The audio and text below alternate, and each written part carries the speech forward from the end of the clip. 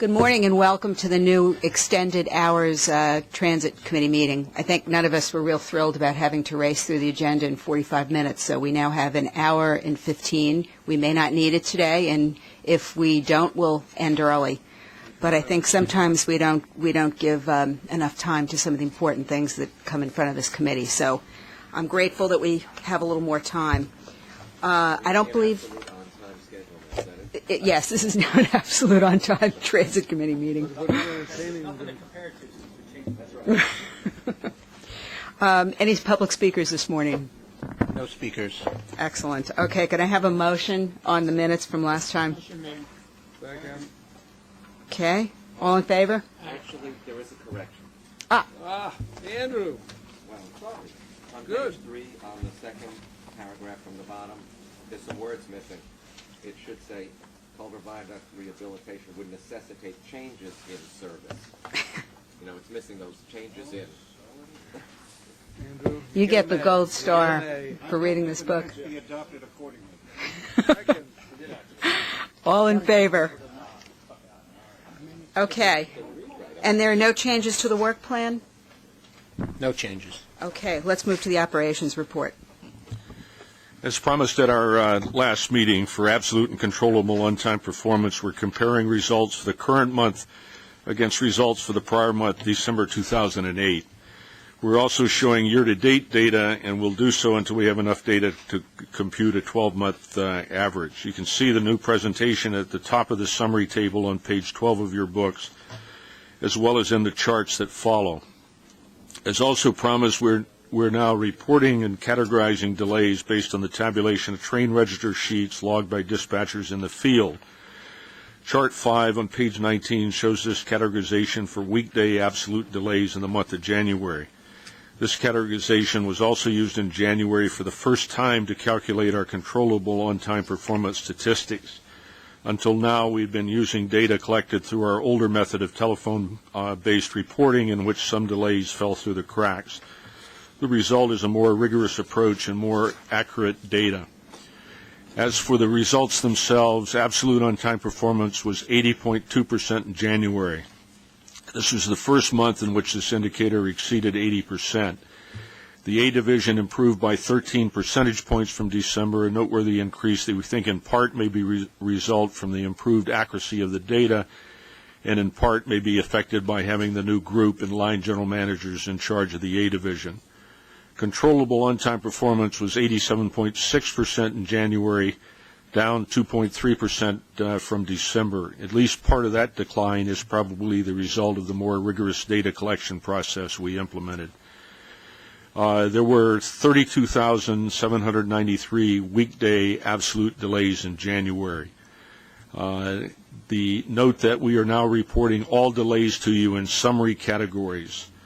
And you have at your places a definition for each of those categories. The most frequent causes of delays in January were supplemental schedules. That's where we're doing construction, and we put in a supplemental schedule which diverges from the regular schedule that is picked. And would be operated if there were not construction taking place on the right of way. The second highest cause was work gangs on the right of way. This is where we have people working on the right of way and who are not covered by supplemental schedules. And then the third category is overcrowding. And the overcrowding category includes incidents where customers delay service by holding doors and situations on lines operating at full capacity where the slightest hiccup causes signal delays for following trains. Results for subway weight assessment show improvement. System-wide weight assessment was 88.7% in January, up 2.7% from last year. The A division increased by 4.5% for the month, while the B division was up by 1.5%. The 12-month average for system weight assessment was 86.8%, an improvement of 1.2% from a year ago. Again, both the A and the B divisions were up. In January, mean distance between failure was 132,340 miles, down 10.8% from 148,420 a year ago. 12-month average mean distance between failure was 133,546, down 9.9% from 148,244 during the 12-month period. January MDBF was above the most likely projection of 127,116 and below the best projection of 141,241. We also sent to you the results of the February mean distance between failure. And in the future, we are going to drop back so that we only have a 1-month lag. I don't have a microphone, so I'm going to scream a little bit. But do you have a way to explain how we compare to other systems? I mean, this is great data, but it's hard to tell if we're doing terrific or we're doing bad. Is there some way something we can see the relative performance? We can get that for you. People sometimes have slightly different. We know Metro North is doing great at 90-something, and that's terrific for all trains. But I think in order to make these things, really relevant to us, and because it may be a lot better than Paris's system, and so some way we can kind of judge it reasonably. Yeah, we can do that. We normally have outperformed all of the U.S. systems. And that when you look at 80%, and then you've heard Metro North does 95, you say, gee. So I think it would be helpful to some baseline for us to compare it to. Oh, I'm sorry. You're talking about on-time performance? Yeah. Okay. Any of your statistics when you're taking out the exceptions, that's really the issue I think I'm trying to get to. Yeah, we will give you, we actually have done a lot of research on this. We'll give you a paper on what different people do with respect to on-time performance. Something, because I think would help the committee understand how we're doing. Howard, can I ask you, given the definitions that you've given us today and given the improvement, it still appears that the 4 and the F are the laggards in the entire system. Is there something that's particularly going on those lines that would have them continually have the lowest on-time performance? Yeah, both the 4 and the F are at full capacity, and in terms of the amount of overloading that you get, particularly on the 4, that explains its the E also, which runs for part of the route on the same track as the F, is also at full capacity. The F we're running as many trains as we possibly can, but there is still some room on those trains. No, but it's a question of running. I ride the F. It's crowded. I'm not so sure. I'm a big guy. I'm not sure there's much more room. Yeah, well, Peter Caffiero is the people. They're the guys that go out and count. Maybe they're looking at times when you're not riding. That's right. And they're missing all the small people because us big guys cover them up or something. That's crowded. Howard, on mean distance between failures, the subway's mean distance between failures seems to be steadily going downward, but the bus mean distance between failures is not. And usually the explanation why the mean distance between failures is getting worse is because of the aging of the fleet. But isn't the bus fleet as old in general as the subway fleet? In absolute terms, absolutely not. It's 12 versus 40, but in relative terms, yeah. And we're going to be sending you a paper about some of the problems we're having with the fact that a lot of the buses now are over 12 years, and we're having some very serious structural problems with them.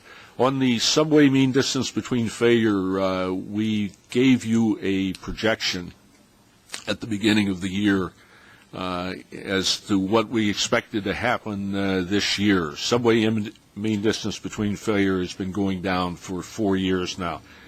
We expect the turnaround to take place this year. If we track the best estimates, it would turn around in March. If we track the most likely, we will turn it around in May or June. And under the worst conditions, it will not turn around till December. For both January and February, it has tracked above the most likely and below the best. So we think we are very definitely going to finally find the bottom and turn strongly up this year. Is that because many of the older fleet of cars are being reefed? That's a big part of it. The other part of it, as I've explained to the committee before, we in the past have on the SMS program, we've chosen to gamble with respect to replacing compressors and switches and controllers and that sort of thing. And by far and large, we've lost those gambles. So from this point on, what we're doing is if we think something is going to be problematic, it will be replaced in the SMS.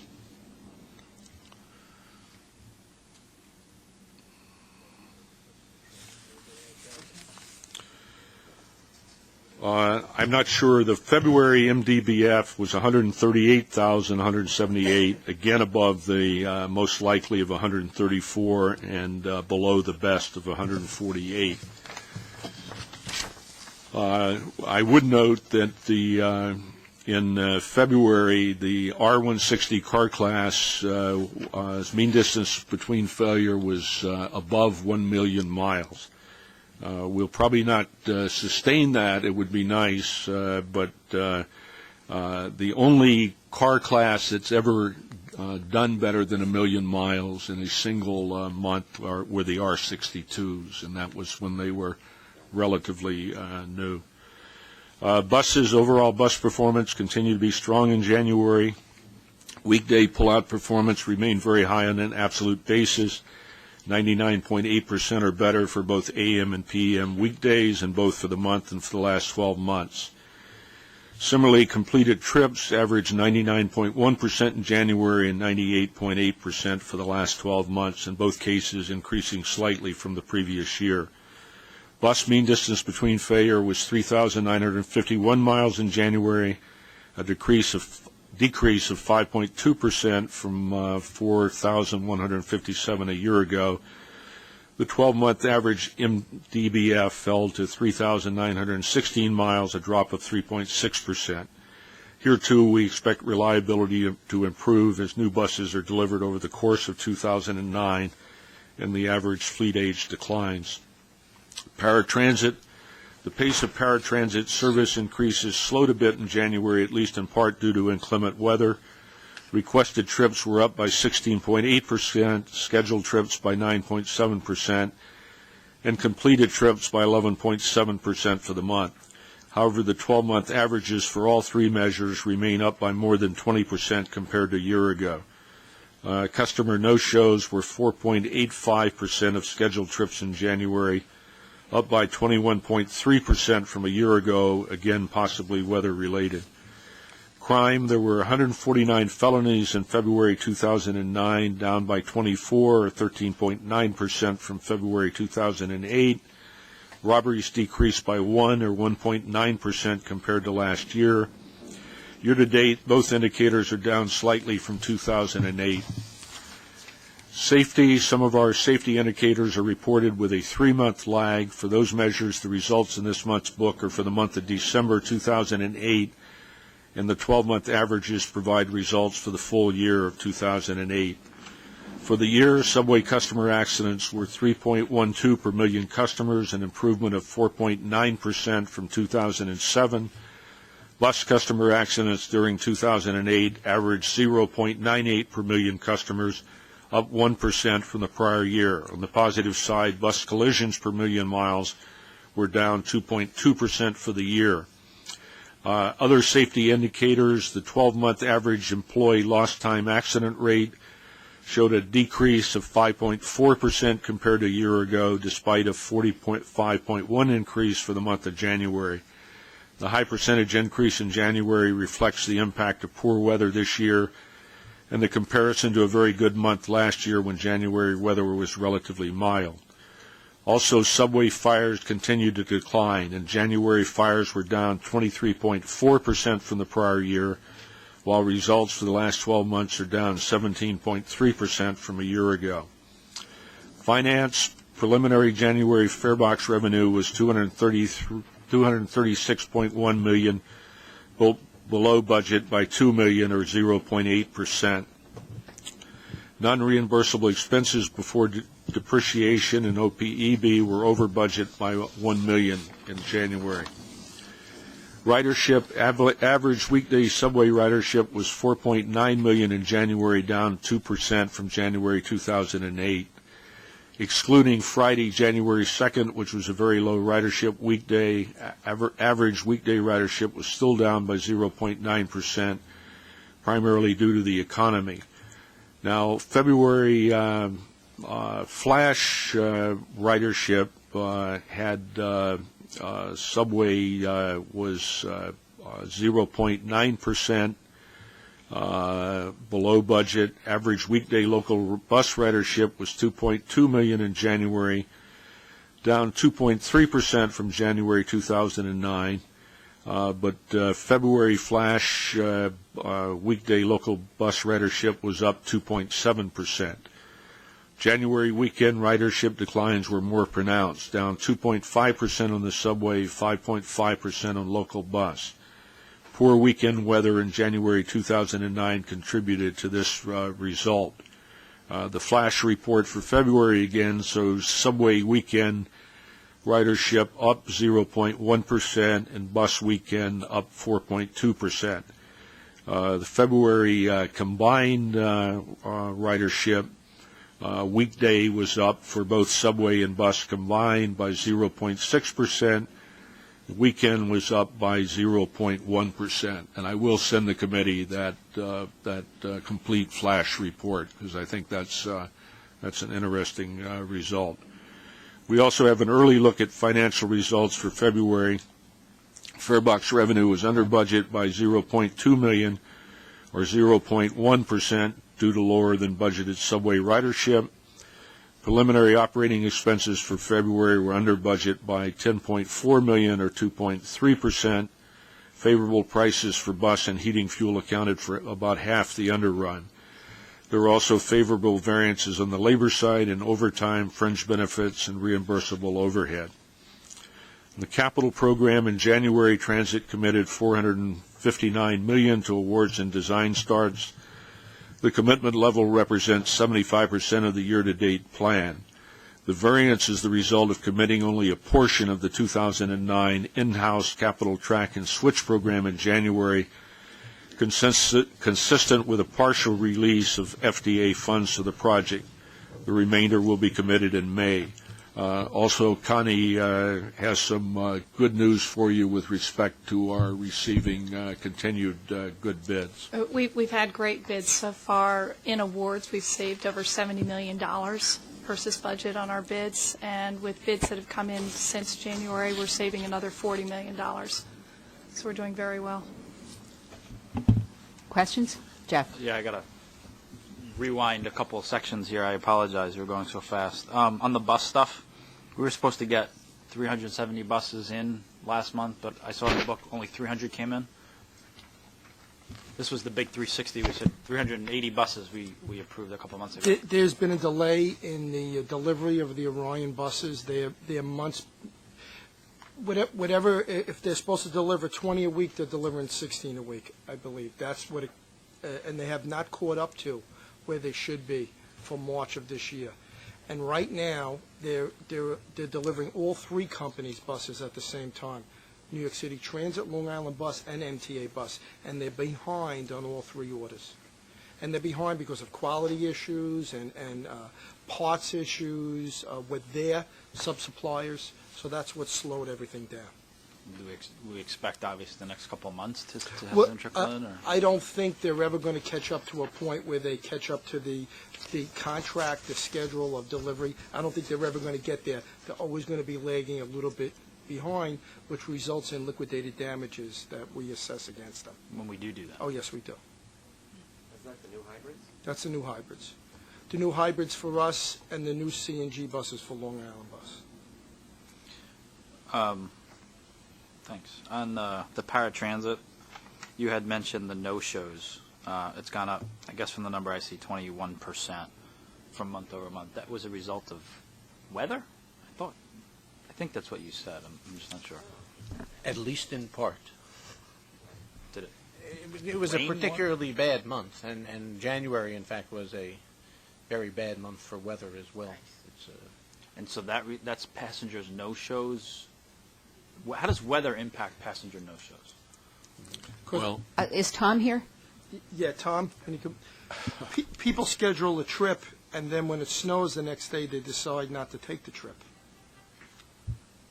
It's a form of a cancellation. It's those who just don't show up for their trip, for the weather.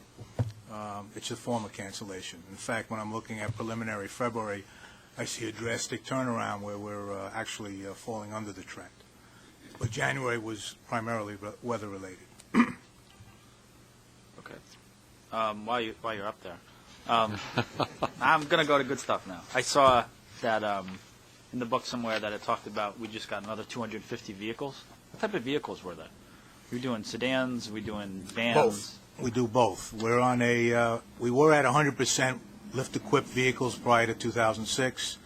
We're now introducing sedans, so as we replace some of the vans retiring, it's not one for one, it's actually a sedan replacing a lift-equipped van to get to a 50% split in both vehicles. But prior to this, we had 100% lift equipped, even It's though prior to 80% 2006. of the Because paratransit- because at the time, we didn't have information that would make sure we had the right vehicle for the right person. Right. Now with our software, we do know what the equipment needs are, so we can now branch out and get different type vehicles. What type of sedans are you purchasing? So far, it's Crown Victorias. They have the most expanse in the back and the legroom. Right. There's not too many other sedans that have that. Now the Crown Victorias are going to stop being made in October. Yes, or possibly with one-year extension. We are looking at the VPG vehicle. That probably won't be ready though till a year from now for mass. Well, we've seen a show vehicle the other 3 weeks ago. They're bringing one in the end of this month. We visited their plant. They're set to go. We are looking at other sedans as well. They just don't match the legroom that the Crown Vic had. Okay. Wish you'd talk to the people in the cab industry. Well, that's what my meeting afternoons are about. And the Crown Victorias are stopping in October, and the VPGs who are meeting, well, let's not go there. VPGs, we're talking actually later this afternoon as well, and I don't expect them to be able to roll out in mass distribution for at least a year from now, but I guess I'll talk to them later. And we've been purchasing Crown Vic since 2006, Tom? Yes. And we get the extended one that has that. Same thing as the extra wheelbase. Yes. They're clean. They're hybrids. Howard, on the subway car deliveries, it looks like 302 were delivered and 240 are now available for service. When are the other 60 going to be available? one of the things that we've been trying to do to move the mean distance between failure up quicker is to cut down the time between delivery and acceptance. But we have a lot of standard tests that we have to run on them before we actually put them in passenger service, and that is the reason for the lag. And it looks like the actual number that were delivered were 302. Through February 15th, we've gotten 302, and 620 option 1 cars are supposed to be provided. So when is the balance of option 1 coming in? What happened is that throughout the contract, Kawasaki has pretty much been right on time, and Alstom has been delayed. Alstom is now up and producing at essentially the contract rate, but it's going to take a long while and possibly never for them to actually catch up. So the 370 that were supposed to be delivered by 2009, and we actually got 302. The balance of those are mostly Alstom issues? Or? They're mostly Alstom issues, yeah. And option 2, they're supposed to be delivered by August of '09. Is that looking like it's still going to be on schedule, or? That's slightly delayed as well. That's delayed as well. Kawasaki, again, will be absolutely on time, absolute on-time performance. Alstom is gaining a little bit, but they're not going to, they fell so far behind that they're not going to get all the way back. And we awarded the 2 contracts for the Rockaway Line stations. When do we think those will be completed? Connie? I don't know the schedule offhand, but I'll let you know. Okay, thank you. Any other questions? Steve, are the R-38s all retired now? Yes, they are. So we won't see them in the books anymore. 32s are next? 32s are next, followed by 38s. 38s are gone, you said. 38s are going to 40s. And they're all going to be getting 160s, I assume, those lines? I don't know if all those lines get 160, but put some 160s on the years. Yep. We board members, and there are at least 2 of us who are scuba divers, appreciate everything you're doing for us, by the way. Procurement? The procurement agenda this month includes 25 actions in the book totaling $436.2 million in expenditures. I ask for your approval of these actions. Do I have a motion? Second? Okay, any questions? Together? I think, yeah, if we could. So I'm not sure if I'm reading this right. I got a question on the Sprague contracts, which I guess is a budget adjustment. Page 85. So can someone, I mean, we talked about how our fuel costs are actually going down and below budget, yet we're increasing these contracts by 50%? Did I miss? Yep. These are budget adjustments to existing contracts Right. for fuel cards. You have requirements contracts that right. you have out there. Now all of a sudden we're 50% higher. A than we lot of the anticipated? expense is a catch-up on the subway side for the increase in fuel prices over 2008.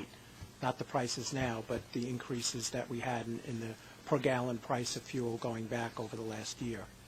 And the increase on the paratransit side is largely driven by the increase in the number of contractors, and all the new ones who are coming on board largely will be using fuel cards.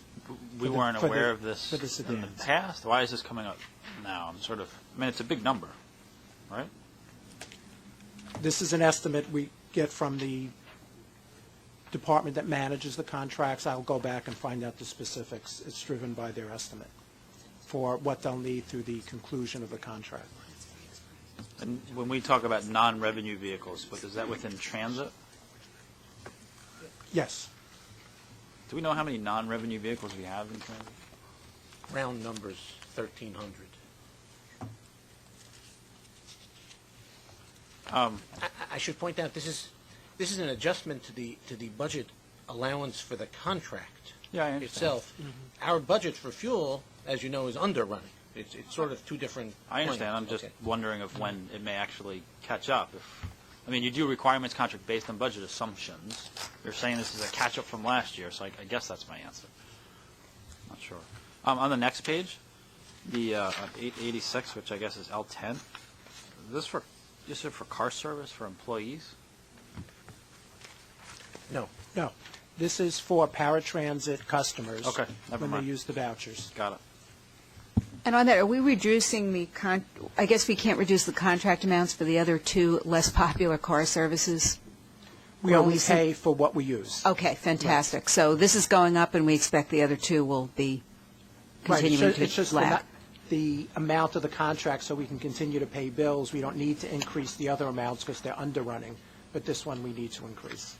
Right.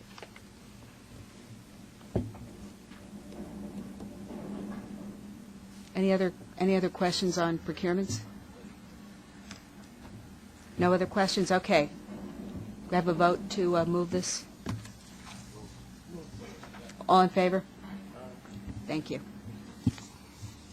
Reports? The last agenda item in Section 6 of the book is our regular status report on the AFC program provided for the committee's information. Also, we are, at the April meeting, we are going to have a rat report at the request of the Chairman Hemmerdinger.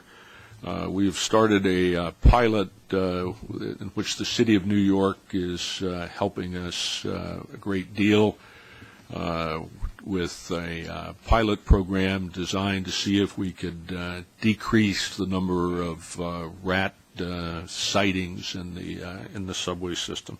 That's all I have. I hope at the next meeting, a couple of us went to see 96th Street and Broadway, the station that's under great modification. It's going well, and I'd love it next month maybe if Connie can tell us more about how things are continuing there, and I think some of the terrific efforts that were made by staff in the design of that station that saved us some money. We'll do that. We have all this time now, you see. Okay. Susan has a question. Talking about changes and improvements in stations, I'm also curious, maybe not next month, but in the future, if we could have a report on that Sunshine Happy floor that's in the Chambers Street 1 and 2, because that's been fun to see installed. It's an interesting approach, and if it holds up well, I'd be curious to hear about it. Yeah. I was kind of amazed in the report on the comparison of the granite tiles and the cement that we seem to be only comparing cement as we've known it to granite tiles as we've known it, and was encouraged that sort of as a seemingly unrelated thought, we were looking at coating on cement, but it strikes me that is, and it would seem to me that was an obvious avenue to explore, whether the bright colors on Chambers Street are the answer or whether something else that simply seals the roughness of the cement so that the chewing gum doesn't stick so well. It would seem to me that's basic and should be a part of the sort of general pavement inquiry. Yeah, we actually have looked at. They're doing some fantastic things with concrete now, and they do these finishes, and they use them for basic flooring now in bars and restaurants and so on and so forth. The primary disadvantage of that, and we will continue to track what is going on there, but the primary disadvantage is that it is almost impossible to patch that and have it match what was originally put down. But we, in the year-long effort that we just finished, one of the things that was considered is precisely what you're saying. I guess I would question how vital a perfectly consistent appearance might be, depending on the costs and benefits otherwise.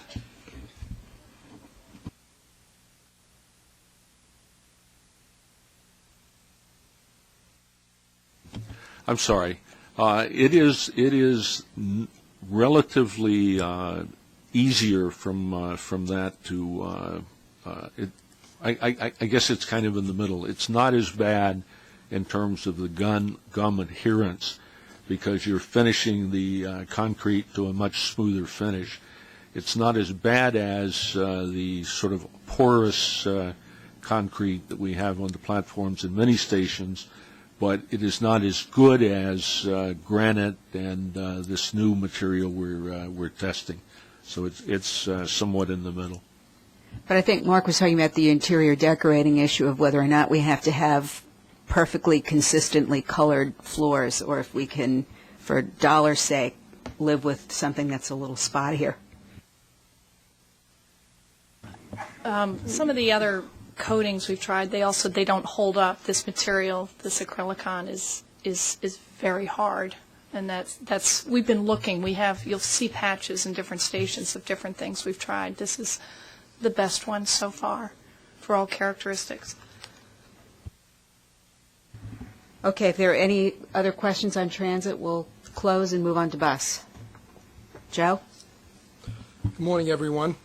I would ask that the members of the committee approve the minutes of the previous meeting held on February 23rd. I move that the minutes be adopted. There were no changes to the work plan this month. Bus overall performance continued to be solid in January. Both AM and PM weekday performance, pull-out performance was 99.92 for the month. The 12-month average was 99.82. And for AM pullouts, and the 12-month average for PM pullouts was 99.88. Completed trips averaged 99.55 in January and 99.34% over the previous 12 months. MDBF was 39.24. We took a big hit in January. It was 18% off our previous January of 2008. The lower MDBF performance in January was the result of the colder temperatures. A majority of MTA buses are parked outside, and the average temperature of the month was 8.5 degrees lower than it was of January last year. As a result, we did average 7 additional mechanical failures per day over our previous year. The 12-month average MDBF, however, through January 2009 was up 29.4% from the same period in the prior year. The average goal for 2009 is 4,300 MDBF. The MDBF is really has a major impact is the age of the fleet. We're up to 6.8 average age for MTA bus. There's 452 buses out of our total 1,345 buses across all three agencies that are beyond their 12-year useful life.